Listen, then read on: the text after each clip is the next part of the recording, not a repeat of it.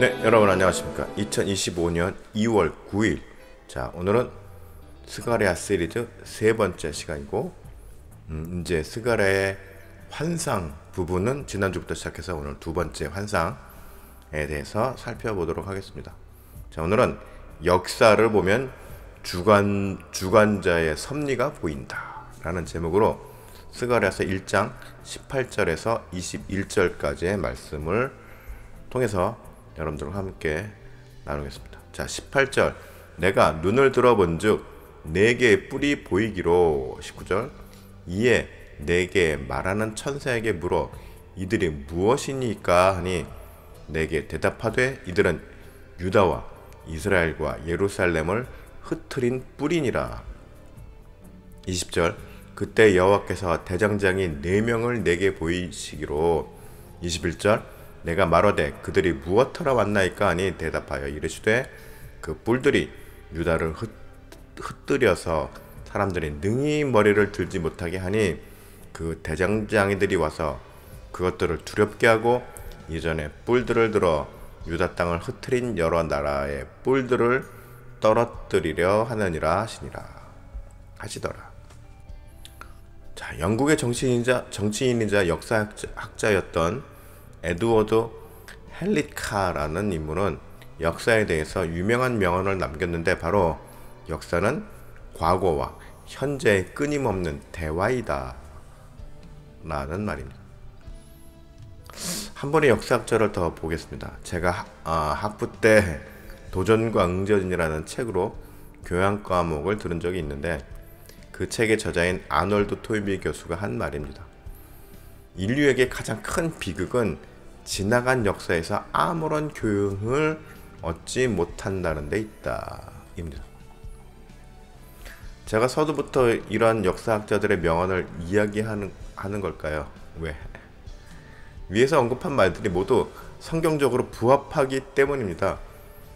구약의 역사를 보면 하나님은 언제나 이스라엘 백성들을 향하여 그들의 선조들의 과거를 기억하게 하며 하나님께서 이끄시고 지키심을 일깨워 주시고자 아주 무던히도 애를 쓰셨습니다. 그렇죠. 구약의 히스토리를 보면 절대자 하나님께서 이토록 이스라엘 민족을 통하여 역사의 주관자가 자신의 섭리에 대해 이토록 집요하리만큼 교육하는 모습은 이 세상의 그 어떤 신에게서는 찾아볼 수 없는 모습이기도 합니다. 아주 특징적이죠. 오늘 본문에서도 마찬가지입니다. 하나님께서는 스가랴에게 환상을 보이시면서 보내는 메시지가 바로 역사의 주관자이신 자신이 행할 일에 대해서 알려주시고자 하는 것임을 우리가 확인할 수 있습니다. 자, 18절 19절을 보면은 18절 내가 눈을 들어본즉 네개 뿔이 보이기로. 19절 이에 내게 말하는 천사에게 묻되 이들이 무엇이니까 하니 내게 대답하되 이들은 유다와 이스라엘과 예루살렘을 흩트린 뿔이니라.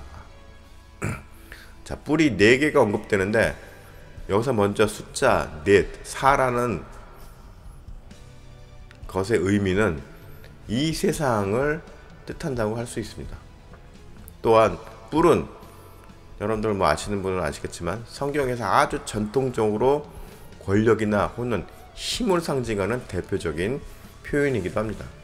결국 4개의 뿔이란 유다와 예루살렘을 파괴한 세상의 권력들을 의미한다고 볼 수 있습니다. 그리고 19절을 통해서도 이 뿔이 바로 특정 세력을 뜻한다는 것을 알 수 있습니다. 성경학자들은 4개 뿔에 대해서 다니엘서 2장과 7장에서 언급되는 4제국, 즉 바벨론, 메데와 바사, 그리스, 로마로 보거나 혹은 아스로, 애굽, 바벨론, 메데와 바사로 해석하기도 합니다. 이처럼 학자들 사이에서도 해석이 분분하기 때문에 정확하게 이들 국가를 특정하기는 쉽지 않습니다. 하지만 중요한 점은, 핵심은 결국 하나님께서 세상을 다스리면서 어느 나라든지 섭리의 도구로 사용되어질 수 있다는 것입니다. 자, 20절 21절 그때 여호와께서 대장장이 4명을 내게 보이시기로. 21절 내가 말하되 그들이 무엇하러 왔나이까 하니 대답하여 이르시되 그 뿔들이 유다를 흩트려서 사람들이 능히 머리를 들지 못하게 하니. 자, 이제 또다시 4명의 대장장이가 등장합니다.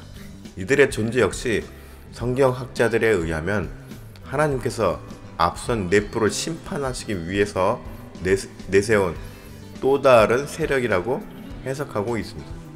하나님께서는 왜 스가랴에게 꿈을 통해서도 아니고 이렇게 의식이 있는 상태에서, 멀쩡하게 깨어있는 상태에서 이처럼 엄청난 환상을 보여주시는 것일까요? 자, 오늘날 근현대사를 보면은 하나님께서는 고대의 역사와는 다른, 우리가 이제 구약시대, 신구약시대 역사와는 다른, 마치 아무런 개입이 없는 것처럼 보일 수 있습니다. 근현대사를 잠깐 한번 훑어볼까요? 자, 영국의 산업혁명 전후로 귀족 세력의 몰락과 일반 서민 출신들이 상공업의 발달을 통해 부를 축적하기 시작하였습니다. 그래서 신흥 계급이 등장하게 됩니다. 이러한 과정 속에서 세상은 새로운 싹이 트기 시작하였습니다. 이른바 자본주의라고 하는 새로운 사고가 세상을 지배하기 시작한 것입니다. 자, 자본주의 하면 과거 중세 때처럼 귀족들만 잘 먹고 잘 살면서 일반 백성들은 죽어나가는 세상이 아닌, 이제는 좀 더 모두가 살기 편해지는 세상이 되기를 사람들은 기대하였습니다. 그런데 막상 산업화가 진행되고 세상이 돈으로 돌아가기 시작하면서 신흥갑부로 세워진 권력자가 된 이 지도자나 이 세력들은 노동자들에게 살 길을 열어주는 것이 아니라 오히려 이들을 착취하여 부를 축적하기 시작한 것입니다. 이에 대해서 경제학자들은 천민자본주의라고 정의하고 있습니다. 그러니까 뭐예요? 세상이 바뀌었다고 생각했는데 다시 귀족주의, 봉건주의 시대로, 귀족 시대로 돌아간 것이죠. 자, 이렇게 세상의 돈으로 새로운 계급이 나뉘어지게 되자 이를 개혁하고자 새로운 사상이 등장하는데, 그것이 바로 마르크스의 사회주의 사상입니다. 이른바 공동생산, 공동분배의 원칙하에 평등한 세상을 추구한 것입니다. 이 사회주의는 이후에 공산주의로 좀 더 구체화되면서 결국 레닌에 의해서 공산혁명이라는 행동으로 나타나게 됩니다. 반면에 천민자본주의에 대해서 이거 너무 막 가는 거다, 이러다간 다 죽어. 그래서 나온 합리적인 방안이 바로 공리주의입니다. 공리주의. 이른바 최대 다수의 최대 행복을 추구하고자 하는 윤리적인 사상이었습니다.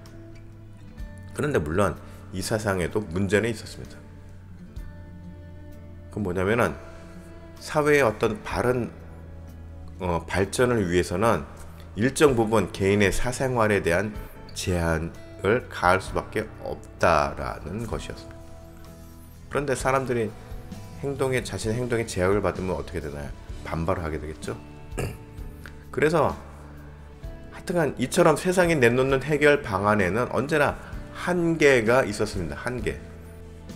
우리는 20세기에 공산당 하면은 인류의 악으로 생각하며 살아왔습니다. 자, 그런데 여러분들 그거 아시나요? 구소련이 존재하던 시절에는 미국을 비롯한 민주주의를 채택한 나라에서 자본주의 개념을 아주 충실하게 정책에 도입하였습니다. 예를 들어서 기업들의 독주를 막고 감독하며 서민 생계의 최저 생활을 보장해 주었습니다. 철저하게. 그리고 기업에서는 일자리를 보장해 주었고, 또 급여, 월급의 물가 연동을 착실하게 적용하였다는 것입니다. 그러니까 물가가 5% 뛰었다, 그럼 월급도 5% 올려주고, 물가가 10% 뛰었다, 그럼 월급도 10% 올려주었습니다. 심지어 1970년대 한국에서 박정희 정권 시절에도 이러한 정책은 그대로 적용되었습니다.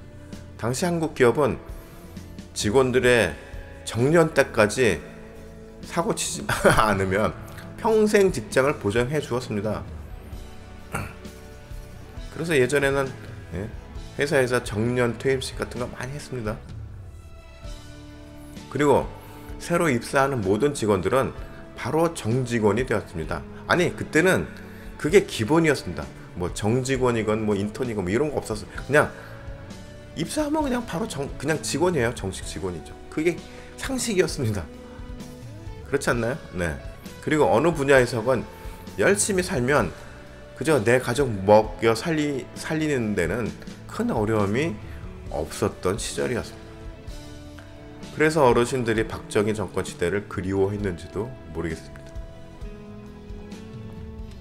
왜 그랬을까요?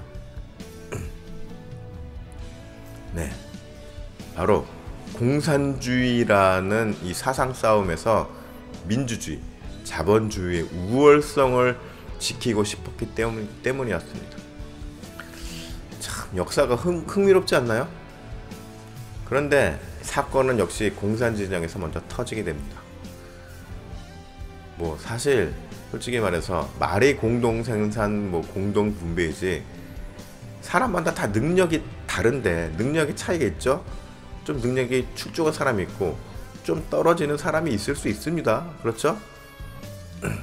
그런데 이런 차이를 좀 어느 정도 인정해주고 어느 정도는 그 차등에 따른 성과급을 좀 인정해줘야지 사람이 어떤 동기부여가 될 텐데 이거를 똑같이 취급해버리니까는 생산력이 떨어지게 되는 것이죠. 그리고 또 계급을 철폐하리라 했던 공산당 그 자체로 기득권이 되고 계급이 되어버렸기 때문입니다. 그러다 보니 결국 100년도 못 버티고 소련 공산당은 해체가 되었죠. 1980년대. 저도 그때 막 레닌 동상이 무너지고 하는 모습을 뉴스를 통해서 생생하게 본 기억이 있습니다. 고등학교 때인가 그런데. 자, 오늘날의 중국은 공산국가라기보다는 그저 일당 독재 국가란 말이 더 맞을 정도로 이미 무늬만 공산국가입니다. 실제로는 웬만한 자본주의 정책을 다 도입했죠. 이렇게 한쪽 진영을 지탱하던 사상이 무너지게 되니까 자, 소련이 붕괴하던 1980년대를 기점으로 자본주의는 어떻게 됩니까? 급속도로 그 고삐가 풀리기 시작합니다. 그래서 다시금 천민자본주의로 돌아가게 된 것입니다. 자, 글로벌 기업들은 이익에만 몰입되어 다시금 노동자들의 처우로 후퇴시키고 그 다음에 또 사기에 가까운 경제 기법들을 동원해서 주식, 부동산, 현물 시장을 유린하게 됩니다. 그러면서 자신들의 이익을 독점하기 시작하죠. 가장 대표적인 사례가 1990년대 제가 미국 온 이후에 목격하게 된 거 뭐죠? 서브프라임 모기지 사태죠. 당시에는 그게 아주 굉장히 최첨단의 경제 기법처럼 떠들어대고 은행에서 막 융자를 공격적으로 하기 시작했죠. 그런데 사실은 그게 아니었다. 더 이상의 분배가 사라진 것입니다. 다시금 일반 서민들은 1990년대를 지나서 21세기가 된 지금에 이르러 자신들의 수입은 점점 고물가로 인해서 먹고 살기 힘든 세상이 되었습니다. 자, 수입이 줄었어요. 그런데 실질적으로 기업들이 대놓고 직원들의 월급을 깎지는 않죠. 깎지는 않습니다. 그런데 물가가 올라가는 만큼 월급을 올려주지는 않는 거죠. 예. 동결시키거나 그냥 뭉개고 아니면은 물가가 10몇 프로씩 올랐는데 월급은 한 2~3% 정도밖에 오르지 않는다는 것입니다. 그럼 뭐야? 실질적으로는 수익이 줄어든 거죠. 예. 실질적으로는 월급이 줄어든 겁니다. 그러니 어떻게 해요? 당연히 점점 더 가는 비에 가랑비에 옷 젖는다고 처음에는 잘 못 느꼈다가 점점점 살기가 왜 이렇게 힘들지? 라고 느껴지게 되는 것입니다. 그러니까 지금도 여전히 고물가로 서민들은 고통받고 있습니다. 예. 왜냐면 그만큼 수입이 따라가지 못했기 때문입니다. 자, 그러면 이러는 사이에 하나님께서 그냥 방관만 하셨을까요? 다시 20세기 초반에 가서 세계 2차 대전을 통해 세계를 전쟁으로 몰고 간 나치 독일이나 이탈리아, 일본이 패망하였습니다. 주축국. 네. 그리고 오늘날 보면 승리는 당연하게 생각되어질 수도 있지만 당시를 보면은 정말로 누가 이길지 모르는 치열한 전쟁을 치른 후에 얻은 승리였습니다. 그러면 과연 그 승리에 하나님의 손길은 없었을까요? 자, 지난번에도 말씀드렸지만 이스라엘과 중동의 전쟁에서도 이스라엘은 압도적인 열세 속에서도 승리하였습니다. 그리고 지금까지도 이스라엘이 존속되고 있습니다. 그러면 과연 그 과정에서도 하나님의 섭리는 없었을까요? 오늘날 세상은 참으로 신이 없는 사람들처럼 살고 있습니다. 경제, 문화, 정치 할 것 없이 너무나도 반성경적인 흐름으로 세상이 흘러가고 있습니다. 그럼 하나님께서는 과연 어느 부분까지 인류 역사 흐름에 관여하시는 것일까요? 자, 21절을 보겠습니다. 이어서 이 대장장이들이 와서 그것들을 두렵게 하고 이전의 뿔들을 들어 유다 땅을 흩트린 여러 나라의 뿔들을 떨어뜨리려 하느니라 하시더라.